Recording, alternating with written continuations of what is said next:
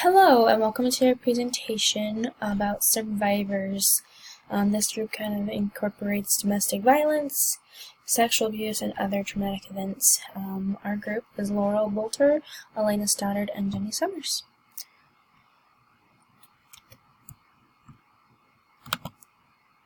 So in the cultural environment, there are two ways that our populations is usually depicted. There are many types of media nowadays that can be accessed by almost anybody, and there are news, TV, movies, social media, internet, blogs, etc. It's a huge form of communication and information sharing. Because of that, there are two different ways that they are usually depicted. The first way is usually respectful. Recently, there's been a bigger push for raising awareness amid certain situations such as sexual assault, trauma, mental health disorders, and many others. Many sources of media help their viewers to understand the risk factors, treatment, and basic understanding of the situations to help raise awareness and educate the population.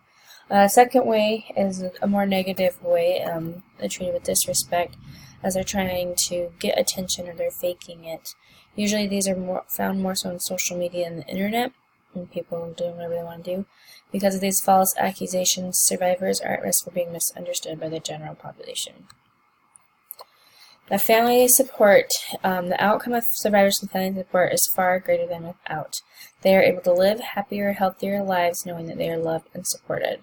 Social support is a critical factor in the recovery of survivors, and it can buffer the development of PTSD, especially when it enhances self-esteem. That's by Carricart and Silver. They also are at decreased risk for developing depression, suicide, and other mental disorders. On the flip side, survivors that lack family support are at a greater risk for poor health outcomes. Feelings of shame and betrayal can lead to depression, isolation, and other mental disorders.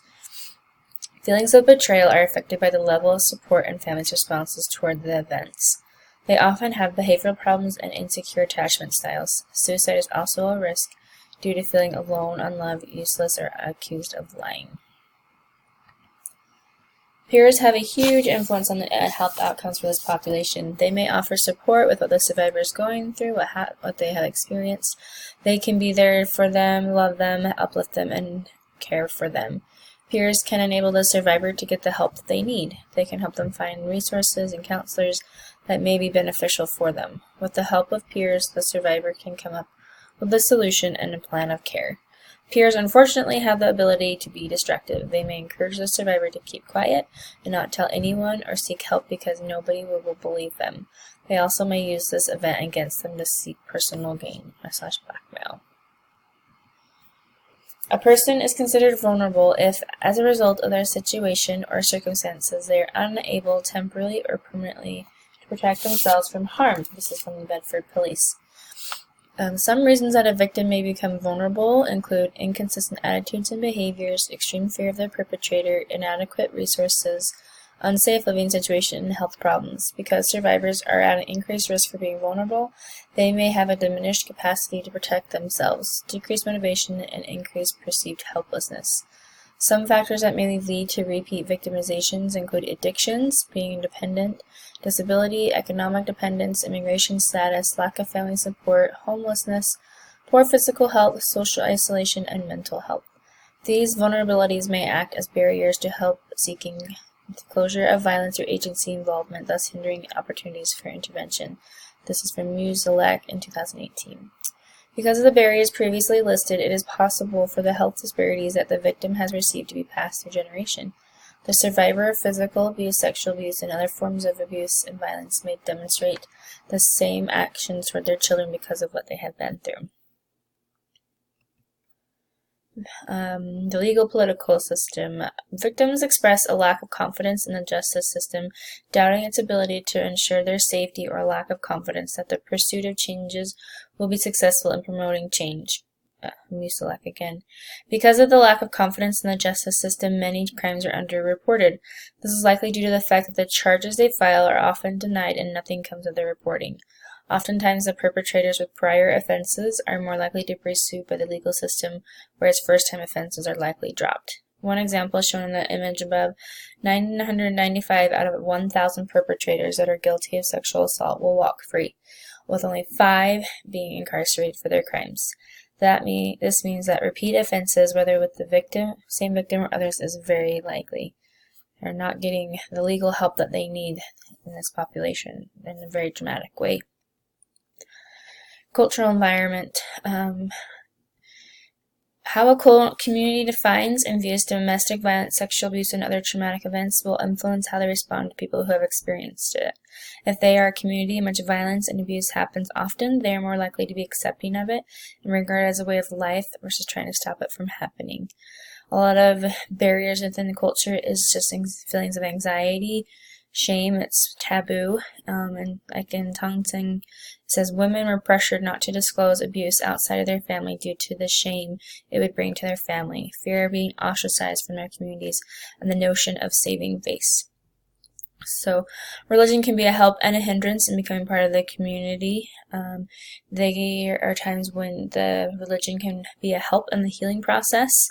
It can also make things worse. At times there can be people within the religious community who can make victims feel like it's their fault, that they should try harder in their marriage or whatever they're experiencing. And that comes from the Ohio Domestic Violence Network website. On an international scope, domestic violence is widely accepted in many other countries and cultures. In a study done by Townsend in 2016, she discusses many different cultures and their attitudes toward domestic violence. Struggles given by interviewers include feeling shame, trying to get help, and no family support. The husband's in control of the money, citizen status, and other things. They say, divorce is not a good thing in our culture. I know if I leave the marriage, I cannot go back to my country. Many other countries, including Middle Eastern, Ethiopian, and Haitian, accept domestic violence as a norm. They would consider it a danger to speak up and get help, and nobody would really do anything. In the Jordanian culture, sexual abuse is a violation of family honor and can really affect their social standing, and that's really important to them. So if they had an event of sexual assault abuse on a family member, they would avoid social interaction until they can restore the honor of the family and punish the abuser, or they would just keep quiet to avoid the social stigma that comes with having it happen with them. Health disparities. Not only is there a higher prevalence of violence among the low socioeconomic demographic, it also greatly affects the outcome of their care. Survivors of violence generally need long-term care for their mental health in addition to their immediate needs. Given the nature of free clinics and low-income healthcare facilities, patients generally get less time with physicians, lower quality of care, less follow-up care, and fewer referrals. This demographic is less likely to have health insurance and may not be able to afford medications upon discharge. Lack of control over finances, such as instances of intimate partner violence, the person may not be able to seek treatment due to not being able to access their own finances. Kind of going back to what we said before, the husband is in control of the money and where they go and what they do, and so going and getting help can be a barrier in getting what they need.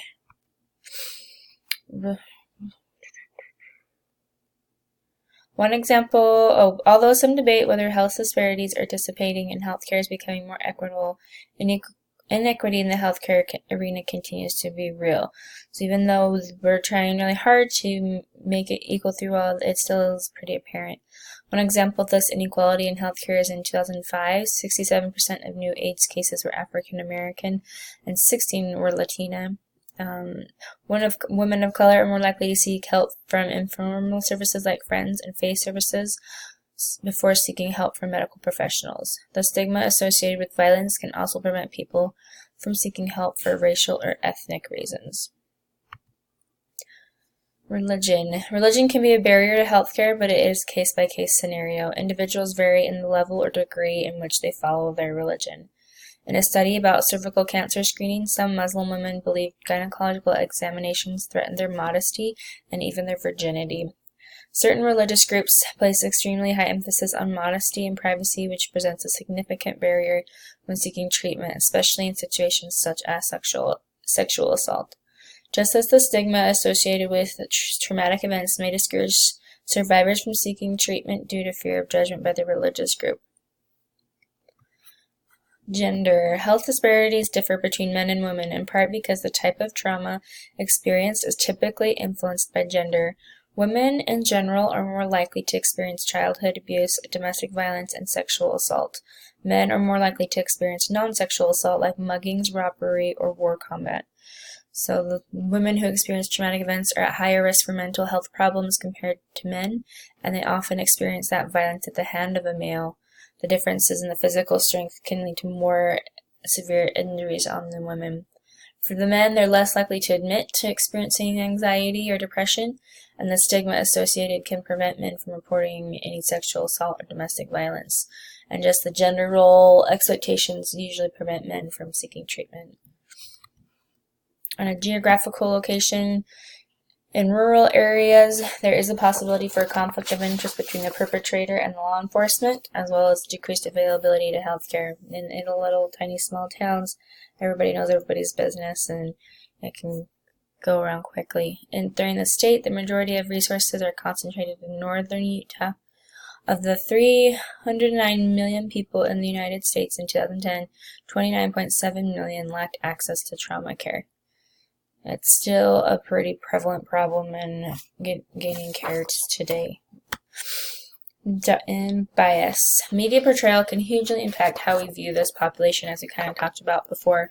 There's the implicit bias, which is kind of the sexist attitudes, blaming the victim, isolation, explicit shunning, harassment, bullying, kind of getting in their way.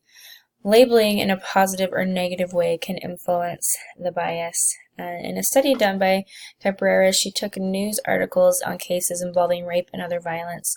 She studied how the victim and the attacker were portrayed, and she states, by reporting rape cases in certain light, even through subtle language, popular news media sources that are widely read on a daily basis influence the way our society views these cases. If an article uses language that suggests that the victim had a role in his or her own attack, then the attack deserves sympathy. The mass public will be persuaded to view the case in that way.